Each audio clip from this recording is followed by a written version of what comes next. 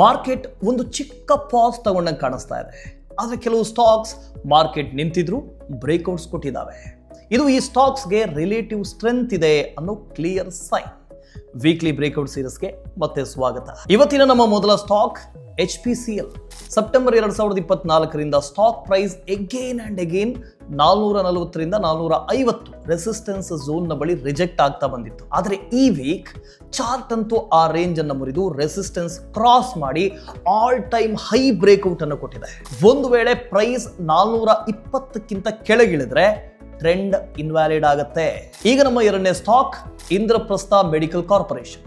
ಜನವರಿ 2025ರಿಂದ ಈ ಸ್ಟಾಕ್ ಒಂದು ವೊಲಾಟಿಲಿಟಿ contraction pattern ನ ಒಳಗೆ ಕನ್ಸಾಲಿಡೇಟ್ ಆಗ್ತಾ ಇತ್ತು. ತಿಂಗಳುಗಳ ಟೈಟ್ ಮೊಮೆಂಟಮ್ ನ ನಂತರ ಇದು ಫಾಲಿಂಗ್ ಟ್ರೆಂಡ್ ಲೈನ್ ಮೇಲೆ ಬ್ರೇಕ್ ಮಾಡಿ ಹೊಸ ಆಲ್ ಟೈಮ್ ಹೈ ಮಾಡಿದೆ. ಪ್ರೈಸ್ 475ಕ್ಕಿಂತ ಮೇಲಿದ್ದಷ್ಟು ಕಾಲ ಈ ಟ್ರೆಂಡ್ ವ್ಯಾಲಿಡ್ ಆಗಿರುತ್ತೆ. ಈಗ ನಮ್ಮ ಕೊನೆಯ ಸ್ಟಾಕ್ MRF.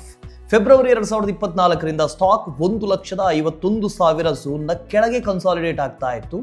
ಮತ್ತೆ ಆ ರೆಸಿಸ್ಟೆನ್ಸ್ ಟೆಸ್ಟ್ ಮಾಡ್ತಾ ಇತ್ತು. ಆದರೆ ರೆಸಿಸ್ಟೆನ್ಸ್ ನ ಜೊತೆಗೆ ರಿಜೆಕ್ಷನ್ ಕೂಡ ಎದುರಾಗ್ತಾ ಇತ್ತು.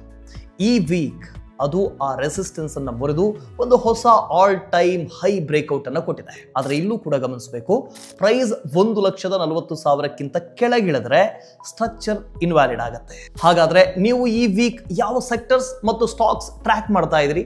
ಕಮೆಂಟ್ ಮಾಡಿ. ಗ್ರೋ ಕನ್ನಡ ಫಾಲೋ ಮಾಡೋದನ್ನ ಮರಿಬೇಡಿ.